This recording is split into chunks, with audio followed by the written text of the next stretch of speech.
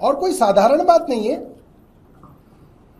84 लोग तो ऐसे थे जिन्होंने 4000 लोगों के नाम डिलीट कराने की एप्लीकेशन दी, और ये एप्लीकेशन तो उस वक्त की बता रहा हूं जब पहले ही अरविंद केजरीवाल जी की नई दिल्ली कॉन्स्टिट्यूएंसी में 1,48,000 वोटरों में से 42,000 वोटरों के नाम पहले ही काट के उसको 1,06,000 कर चुके थे। पहले ही कटिंग तो कर चुके थे, तो ट्रिमिंग करने दोबारा आए थे। 1,48,000 से मुख्यमंत्री की कॉन्स्टिट्यूएंसी में दिल्ली में इन्होंने वोट काट के 1,06,000 कर दिए थे, मगर तब भी पेट नहीं भरा था। तो उसके बाद दोबारा से 6,100 के करीब और एप्लीकेशन डाली गई कि ये भी काट देते हैं, कहीं बच ना जाए अरविंद केजरीवाल। और करीब 10,500 एप्लीकेशन डाली गई, नए वोट बनवाएंगे आखिरी महीने में। और ऐसे कैसे लोग थे? तरुण कुमार चौटाला 108 लोगों के वोट कटवा रहे थे, उषा देवी 22 लोगों के वोट कटवा रही हैं, राजकुमार 82 लोगों के वोट कटवा रहे हैं। और ये लोग वो हैं जो आके बोले कि हमने तो एप्लीकेशन ही नहीं दी, और चुनाव आयोग को कोई दिलचस्पी नहीं कि इसकी जांच कराए। भाई ये कैसे चल रहा है? और ये पहली बार नहीं है। मैं आपको बहुत पुरानी, आज से करीब 6 साल पीछे ले जाऊंगा। 7 दिसंबर 2019 के लोकसभा चुनाव से पहले की बात है। अरविंद केजरीवाल जी ने और आम आदमी पार्टी ने पूरा कैंपेन चलाया था कि वोट काटे जा रहे हैं। और ये अरविंद केजरीवाल जी का ट्वीट मैं पढ़ दूं। Names of 30 lakh voters have been similarly deleted by BJP in Delhi. It seems BJP is doing it all over the country in active collusion with election commission.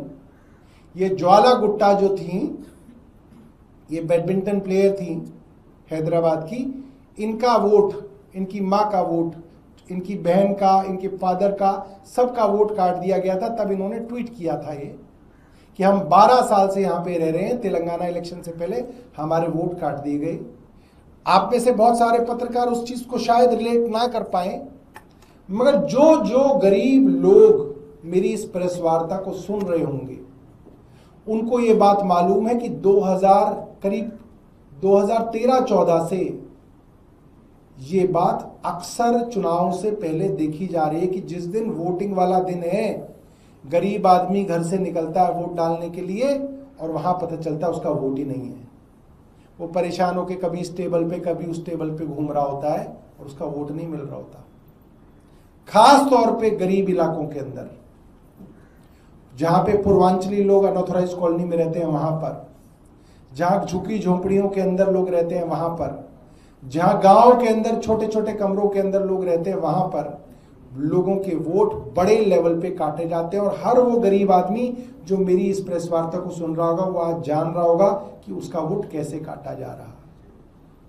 Vote बिना वेरिफिकेशन के नहीं काटा जा सकता। अगर एप्लीकेशन आएगी तो बीएलओ की ड्यूटी है कि वो जाके वहां पे वेरीफाई करेगा कि आदमी यहाँ रहता है नहीं रहता है, और जब वेरीफाई हो जाएगा तब वोट काटे जाएंगे।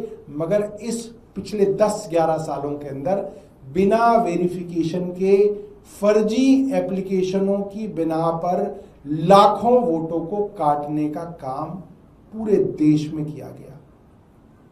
राहुल गांधी जी ने आज प्रेस वार्ता की है। मुझे लगता है क्योंकि कांग्रेस बड़ी फुटप्रिंट वाली पार्टी है, आजादी से पहले का इन लोगों की देश के अंदर फुटप्रिंट्स हैं, बड़ा इकोसिस्टम है, अपनी बात को कहते हैं तो ज़्यादा लोगों तक पहुंचा पाते हैं। मगर हम ये बात ज़रूर कहेंगे और हमें बड़ा फख्र है इस बात का कि अरविंद केजरीवाल जी ने ये बात 2018-2019 में कही। दूसरा ट्वीट मैं आपका 2019 का दिखा दूं। 11 अप्रैल 2019 किरण मजुमदार शॉ ने कहा, जो बेंगलोर की एक बड़ी उद्योगपति हैं, कि मेरी मदर का ID card, my mother's voter ID has been deleted on flimsy excuse that there was a report that she no longer lives at her address. She is so upset I can't tell you because she has been at the same address for 19 years. किरण मजुमदार शॉ अक्सर सरकार की आलोचना के लिए जानी जाती थी, तो जाहिर सी बात है प्रोफाइलिंग आसान होती है ऐसे लोगों के लिए। तो उस पर अरविंद केजरीवाल जी ने कोट करके कहा था, reports are coming from across the India that votes are being deleted, have been deleted on unprecedented scale 11 April 2019। और ये जो मैंने आपको प्रेस वार्ताएं दिखाई, ये हमारी दिसंबर 2024 और जनवरी 2025 की प्रेस वार्ताएं थी, जिसमें मास लेवल पे डिलीशंस का काम किया जा रहा था। इलेक्शन कमीशन ने उसके बाद कोई जांच नहीं कराई, ना कोई जांच कराने की जो है कोशिश की। इससे साफ पता चलता है इलेक्शन कमीशन पूरी तरीके से कल्यूजन में सरकार के साथ मिलके काम कर रहा है।